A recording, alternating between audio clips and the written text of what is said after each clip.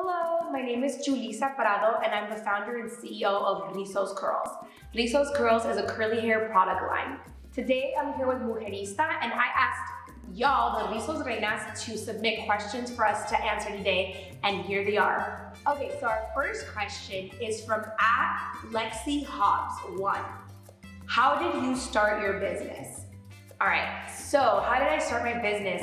So the formulas were actually the first thing that I did, and those took 4 years to create. So during this time, I worked with 2 different labs, and I wanted to find the perfect concoction of my formulas, because prior to that, I had been making my own products at my house with my own natural ingredients and keeping it in my fridge, but it was spoiling and it started smelling bad if I kept it in my purse for too long. So I was like, okay, I gotta make this professional and I have to make it not go bad after a couple of hours in my purse. So that's how I started my business, was first figuring out the formulas, because I thought unless I find a product that works perfectly for my hair, I don't even have a business.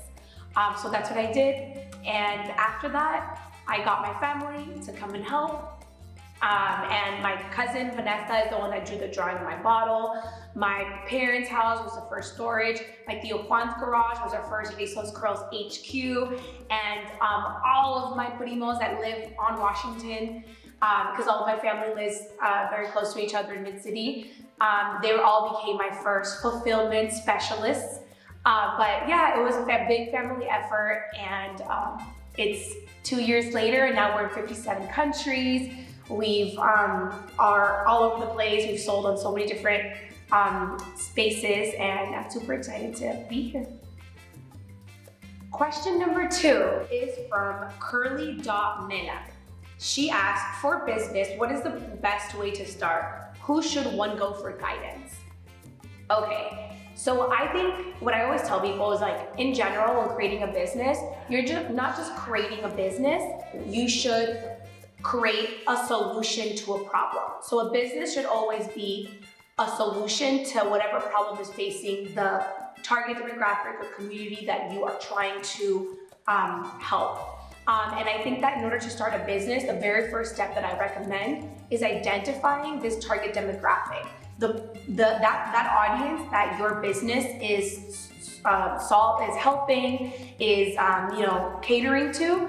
Understanding that target demographic like it is your homegirl that lives next door to you. Understand what motivates them, understand what businesses do they currently shop at, understand what they look like, where do they come from, what language do they speak, were they born in this, what country were they born in, what school, what's their educational level, like understanding every aspect of them, and then making sure that your mission and your business and every decision that you make with your business directly impacts and motivates and is for that very specific group. So I would say that would be the most important first step.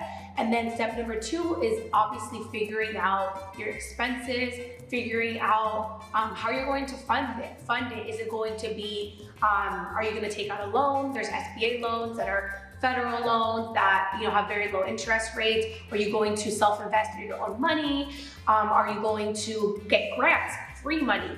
There's so many small business grants out there. There's so many different ways to fund your business and bootstrap.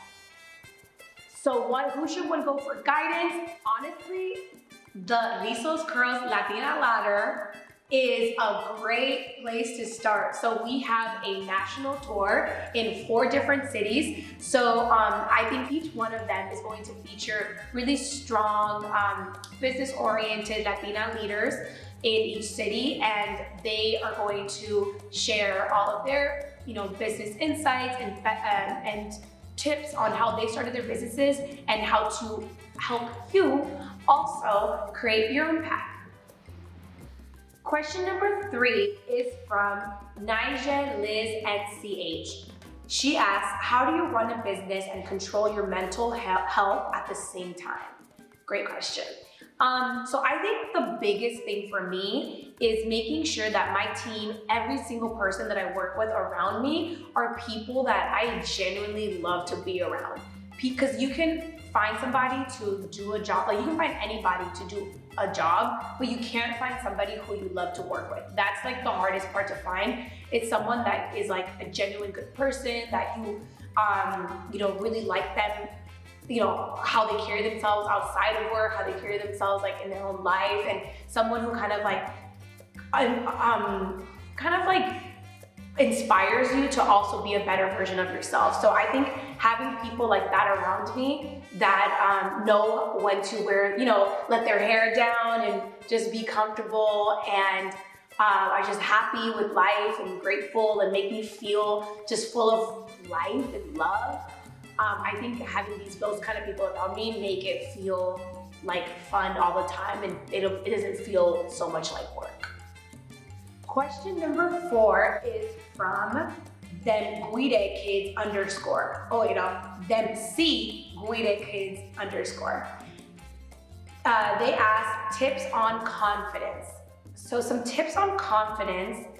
Oh, this is a hard one. I think first and foremost, one of the biggest tips for confidence is something that I like to practice is whenever I go into different spaces, whenever I'm around different people, I like to stop and take a moment to ask myself, how did that make me feel? And I ask myself, how did being around that person make me feel? Did it heighten my energy? Did it lower my energy? Did it make me bring me peace? Like how did it make me feel? And then even like in different circles, different people's energies, different kinds of interactions, I try to be as in tune with myself as possible and understand how it's affecting myself subconsciously.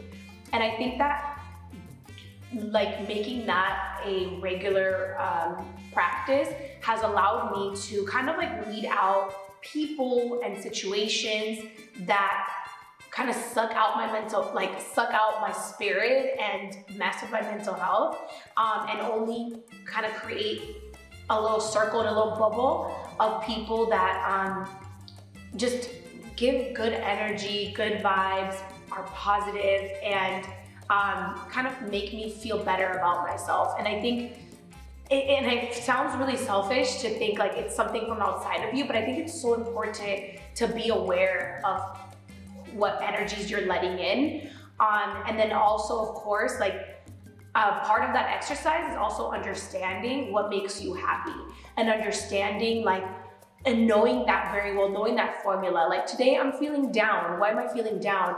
Because of this. Okay, let me go back to my list of all the things I know make me happy. So I think one of the best things about myself that I love is I know exactly how to make myself happy in every single situation.